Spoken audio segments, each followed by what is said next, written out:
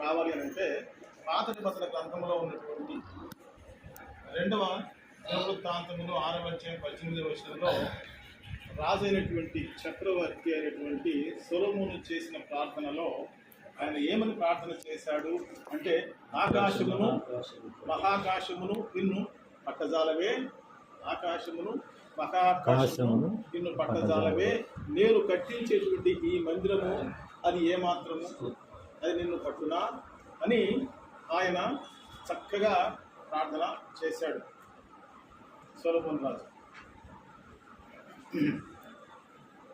అది పాత నిబంధన గ్రంథం యొక్క రుజువు, ఎవిడెన్స్. కొత్త నిబంధన యొక్క ఎవిడెన్స్లోనికి మనము వచ్చినప్పుడు 2వ కొరింథీయులు రాసినటువంటి పత్రికలో 12వ అధ్యాయము 3వ వచనం. అదే మీకు రాసినట్లేదు కదా ఇక్కడ.